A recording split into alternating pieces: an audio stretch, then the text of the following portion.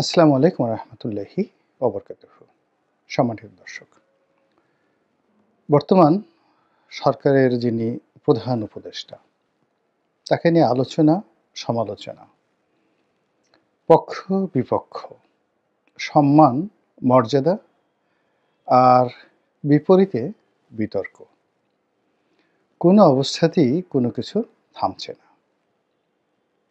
তিনি যা কিছুই করছেন এবং সব কর্মে তিনি তার মেধা, যোগ্যতা, কৌশল এবং সারা জীবনের যে সফলতা, অভিজ্ঞতা, প্রায় সবগুলোই তিনি ঢেলে দিচ্ছেন তার কর্মে।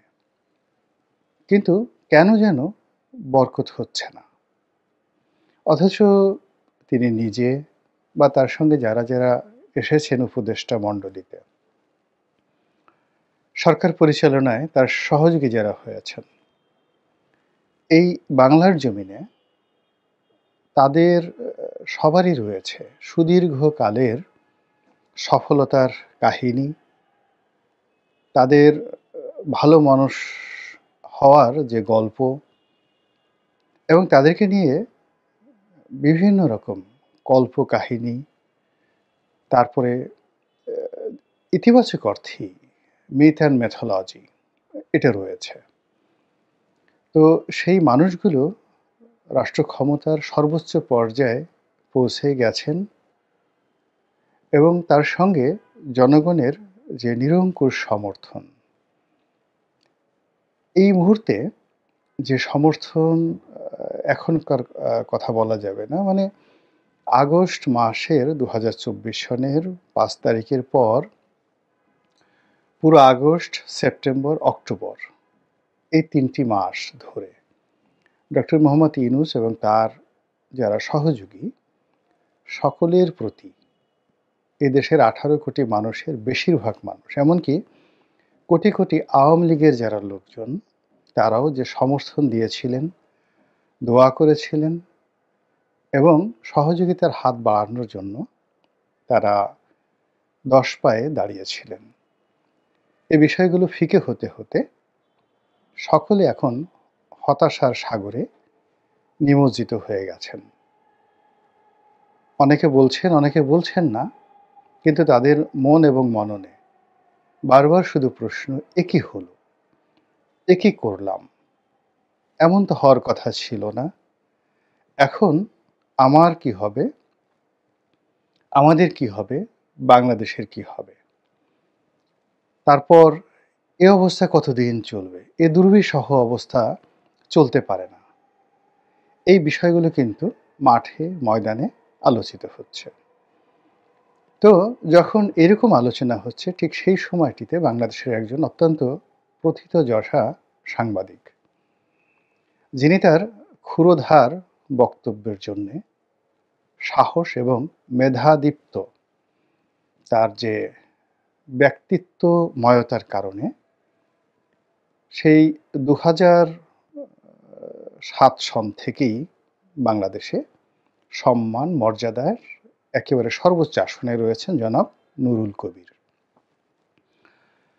খুব ছোটখাটো একজন মানুষ, মানে আকৃতির দিক থেকে। কিন্তু যে পত্রিকায় তিনি সম্পাদনা করেন, সেটাও যে খুব বড় পত্রিকা তা নয়। কিন্তু তার ব্যক্তিত্বের কারণে দেখা গেল যে তার ছোট পত্রিকাটি নিউ এজ, এটি অনেক বড় বড় পত্রিকার চাইতেও বাংলাদেশে খুবই গুরুত্বপূর্ণ হয়ে আছে। নিউ এজ, নুরুল কবির নিউ এজ। তো যাই হোক, সেই নুরুল কবির সাহেব অতি সম্প্রতি ডক্টর মোহাম্মদ ইউনূসের একটা সাক্ষাৎকার নিয়েছেন। আমি খুব মনোযোগ সহকারে প্রায় পৌনে ১ ঘন্টার মতো সুদীর্ঘ সেই সাক্ষাৎকারটি দেখলাম, খুঁটিয়ে খুঁটিয়ে দেখলাম। এবং যত মনোযোগ সহকারে আমি এই সাক্ষাৎকারটি দেখেছি, গত ২-৪-১০ বছরে এমন কোনো সিনেমা, নাটক, ইতিহাস, তারপর ডকুমেন্টারি ফিল্ম, কোনো কিছুই আমি আসলে গত ১০ বছরে এতটা মনোযোগ সহকারে আমি দেখেছি বলে আমার মনে পড়ে না। অনেক আগে একটা সিনেমা দেখেছিলাম, 'দ্য বাইসাইকেল থিফ'। পৃথিবীর সর্বকালের সেরা চলচ্চিত্র। ওটা বোধহয় খুব মনোযোগ সহকারে দেখেছিলাম। এরপরে এই সাক্ষাৎকারটি আমি দেখলাম।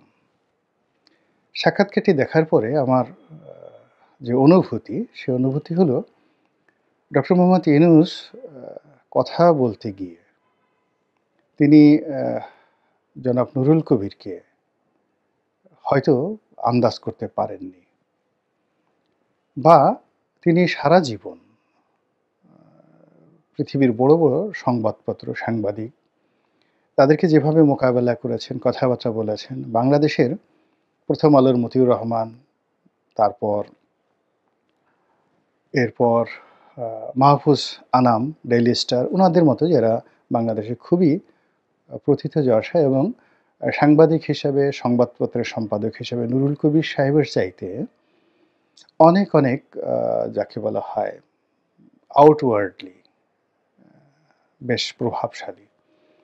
কিন্তু ব্যক্তি নুরুল কবিরের সঙ্গে এক টেবিলে বসে নীতি এবং নৈতিকতার কথা বলার মতো বাংলাদেশে যে দ্বিতীয় কোনো লোক সংবাদপত্র জগতে নেই, এই বিষয়টি সম্ভবত ডক্টর মোহাম্মদ ইউনূস আন্দাজ করতে পারেননি।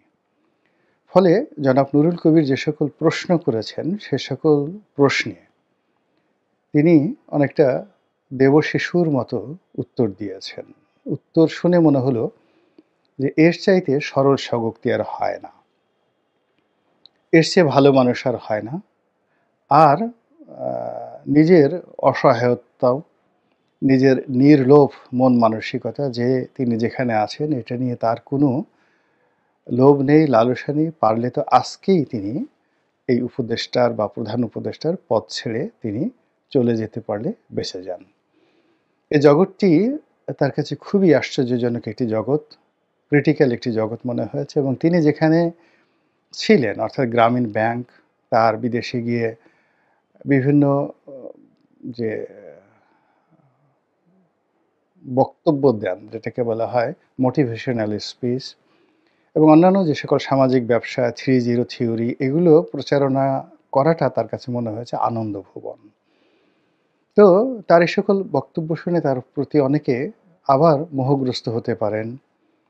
সাধারণ যারা শ্রোতা, দর্শক, তারা সঙ্গত কারণেই বিভ্রান্ত হতে পারেন। কিন্তু অবাক করার ব্যাপার হলো যে তার ব্যাপারে যারা সিদ্ধান্ত নেবেন এই বাংলাদেশে, সেটা হলো যাদের বুদ্ধি আছে, যাদের ব্যাসাতি আছে, অর্থাৎ ব্যবসা বাণিজ্য আছে, যাদের ক্ষমতা আছে, লেখাপড়া আছে। এই মানুষগুলো তার এই বক্তব্য শুনে সবাই হতবিহ্বল হয়ে পড়েছেন এবং তাকে একজন খুবই জটিল প্রকৃতির মানুষ, খুবই হিসেবি, এবং তার সম্পর্কে যে কথাবার্তা, চিন্তা চেতনা করার ক্ষেত্রে অত্যন্ত সতর্কতা অবলম্বন করবে আগামী দিনের যে কোনো সিদ্ধান্ত নেওয়ার ক্ষেত্রে দেশের একটা বিশাল শ্রেণীর বুদ্ধিজীবী মানুষ। এর কারণ হলো অতি সরলতা নয়, অতি শিশুসুলভ যে চিন্তাভাবনা, কর্ম, এটি যাকে বলা হয় স্বাভাবিক নয়। খেলিছে ওই বিশ্ব নিয়ে বিরাট শিশু আনমনে, সেই কবি নজরুল ইসলামের যে গান বিধাতাকে নিয়ে। এই পৃথিবীতে যারা বিধাতার প্রতিটি কর্মকে শিশুসুলভ মনে করেন, বিরাট শিশু মনে করেন, তাদের মতো নির্বোধ আর কেউ নেই, যিনি সারা দুনিয়া ঘুরে বেড়ান। টেকনাফ থেকে তেঁতুলিয়া নয়, ঢাকা থেকে ওয়াশিংটন, ওয়াশিংটন থেকে প্যারিস, প্যারিস থেকে জোহান্সবার্গ, এবং সেখান থেকে দিল্লি, দিল্লি থেকে রিয়াদ। সমস্ত রাজপ্রাসাদ থেকে শুরু করে ওই সকল এলাকার যে সকল ফাইন্যান্সিয়াল ইনস্টিটিউশন এবং যত সব ধুরন্ধর ব্যবসায়ী রয়েছেন এবং যত সব ধুরন্ধর বুদ্ধিজীবী রয়েছেন, তাদের সকলের সঙ্গে যিনি এক টেবিলে বসে তাদেরকে মুগ্ধ করে এসেছেন, সকল ধুরন্ধর মানুষকে যিনি মুগ্ধ করে এসেছেন, সে মানুষটি জীবনের পরিণত বয়সে এসে তিনি যদি বলেন আমি রাজনীতি বুঝি না, প্রশাসন সম্পর্কে আমার কোনো অভিজ্ঞতা নেই, এরপর এখানে যারা রাজনীতিবিদ তাদের আচরণ তার কাছে খুবই আশ্চর্যজনক। তার সামনে এসে তারা মিষ্টি মধুর কথা বলেন এবং পেছনে গিয়ে কেন সবকিছু ভুলে যান, এই বিষয়গুলো তিনি যেভাবে ব্যাখ্যা করেছেন, এটি এত চমৎকারভাবে তিনি উপস্থাপন করেছেন, যেটি দেখে মনে হবে যে আমাদের পাক ভারত উপমহাদেশের যারা কিংবদন্তির অভিনেতা সঞ্জীব কুমারের অভিনয় দেখেছেন। দিলীপ কুমার রোমান্টিক নায়ক, কিন্তু অভিনয় যদি দেখেন তাহলে সেটা সঞ্জীব কুমারের অভিনয়, সেই অভিনয়কেও ছাড়িয়ে গেছে। কিন্তু সেই অভিনয়ে আমরা বিভ্রান্ত হয়েছি, সরি, তো সে অভিনয়ে আমরা বিভ্রান্ত হয়েছি, কিন্তু জনাব নুরুল কবির তিনি বিভ্রান্ত হননি।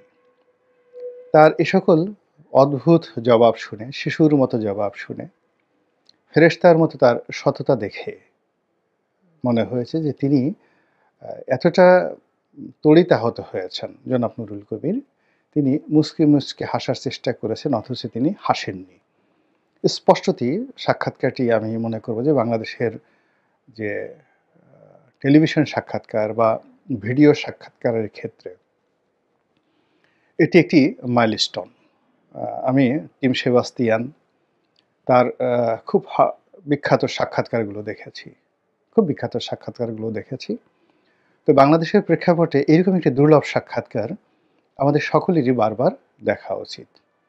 সেখানে নুরুল কবিরের বডি ল্যাঙ্গুয়েজ এবং জনাব ইউনূসের বডি ল্যাঙ্গুয়েজ, কথার টোন, উত্তর, কাউন্টার উত্তর সব মিলিয়ে তিনি ডক্টর মোহাম্মদ ইউনূস সাহেবকে শুধু বাংলাদেশ না সারা দুনিয়ার কাছে যেভাবে তুলে ধরেছেন, it will B a good documentary film. এটা আগামী দিনে শুধু বর্তমান নয়, অনেকের জন্য এটা ডকুমেন্টারি ফিল্ম হিসেবে এটি চিহ্নিত হবে। এবং এ সকল যে ইন্টারভিউর কথাবার্তা, অর্থাৎ সেই অনুষ্ঠানে নুরুল কবিরের সঙ্গে যে কথাবার্তা হয়েছে, এগুলোর মাধ্যমে রাজনীতি, অর্থনীতি, ব্যক্তি এবং ব্যক্তির মন মানসিকতা, তার যে সাইকোলজিক্যাল মনস্তাত্ত্বিক যে বিষয়াদি রয়েছে, চিন্তা চেতনা রয়েছে এবং তার জীবনের যে জটিলতাগুলো রয়েছে এবং তার জীবনের অদ্ভুত সব সমীকরণ, যেটা হয়তো তিনি নিজেও কখনো কল্পনা করেননি, সেই কথাগুলো তার নিজের মুখ দিয়ে বের হয়ে এসেছে। জাস্ট কয়েকটা উদাহরণ দিই। তিনি বেশ চিন্তা ভাবনা করে বিগত ১-১১ সময় একটি রাজনৈতিক দল করেছিলেন।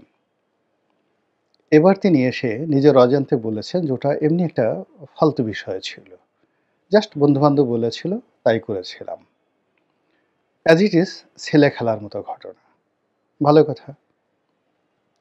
তারপর যখন নুরুল কবির জিজ্ঞাসা করলেন যে সেই সময়টিতে আপনার বন্ধুবান্ধব যারা আপনাকে বিশ্বাস করেছিলেন এবং আপনার ডাকে সাড়া দিয়েছিলেন, তাদেরকে মাঠে ফেলে আপনি তো চলে গিয়েছিলেন তখন, তো এখন এইবার তো আপনি সফল হয়েছেন, তো এই সফল অবস্থায় আপনার এই বন্ধুবান্ধব যারা ওই সময়টাতে বিক্ষুব্ধ হয়েছিলেন, তারা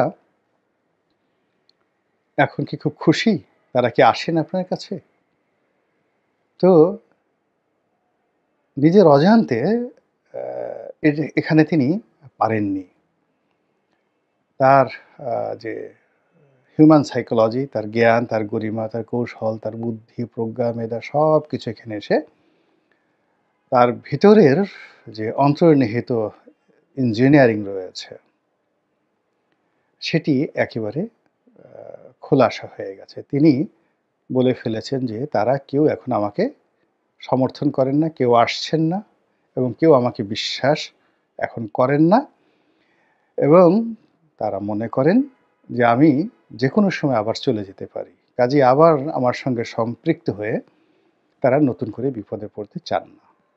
তো এইভাবে সরকার নিয়ে, উপদেষ্টাদের সঙ্গে তার বিরোধ নিয়ে, তার সহমর্মিতা নিয়ে, তার কর্মকাণ্ড নিয়ে, নিজের সফলতা নিয়ে, সরকারের সফলতা নিয়ে, ভবিষ্যৎ নিয়ে তিনি যে সকল কথা বলেছেন, যদি মানুষের মাথায় ন্যূনতম বুদ্ধি থাকে, বোধ থাকে, তাহলে মনে হবে যে বাংলাদেশের সবচেয়ে গুরুত্বপূর্ণ চেয়ারটিতে যে মানুষটিকে বসিয়ে রাখা হয়েছে, এটি এ জাতির সর্বকালের একেবারে নিকৃষ্ট একটি সিদ্ধান্ত। দ্বিতীয়ত, ওই চেয়ারে তিনি যতদিন থাকবেন ততদিন এ জাতি সবচেয়ে একটি ভয়ঙ্কর সময় পার করবে। ধরুন একটা ট্রেন, যিনি ট্রেনটা চালাতে পারেন না, তার হাতে ট্রেনের স্টিয়ারিংটা দিয়ে যদি সেই ট্রেনের যাত্রীরা বসে থাকে, হাজার হাজার যাত্রী বসে থাকে, তাহলে সেই ট্রেনের যে অবস্থা হয় তার চেয়ে কোটি কোটি গুণ ভয়ঙ্কর অবস্থা হয় জাতির যিনি রক্ষক, জাতির যিনি পরিচালক, জাতির যিনি নেতা, যিনি এই দেশ পরিচালনা করবেন, সেই পরিচালকের চেয়ারে যদি এরকম একজন দেবশিশু, এরকম একজন ফেরেশতার মতো পুত পবিত্র লোক বসে থাকেন এবং এইভাবে শিশুর মতো এবং ফেরেশতার মতো সহজ সরল কথাবার্তা বলেন, তাহলে আগামী দিনে কি ধরনের পরিণতি ডেকে আনতে পারে তার কিছু নমুনা গত 4 মাসে আমরা পেয়েছি। আর তার কারণেই জনাব নুরুল কবিরের মতো মানুষ তিনি কখনই এই ধরনের জায়গায় যান না এবং এই ধরনের সাক্ষাৎকার উনি কখনোই নেননি। কোনো ক্ষমতাশালী লোকের সাথে উনাকে কখনো বৈঠকেও বসতে দেখা যায়নি। তো সেই কাজটি তিনি যখন করেছেন, তার মনে হয়েছে যে কিছু বিষয় আছে জাতির সামনে এখন তুলে ধরা উচিত, সেটাই তিনি করেছেন। আপনারা যারা এখনো আবেগে গদগদ হয়ে আছেন, তারা এই সাক্ষাৎকারটি দেখতে পারেন এবং বিশ্লেষণ করতে পারেন। আল্লাহ আমাদের সবাইকে হেদায়েত দান করুন এবং হেফাজত করুন। আসসালামু আলাইকুম ওয়া রাহমাতুল্লাহি ওয়া বারাকাতুহু।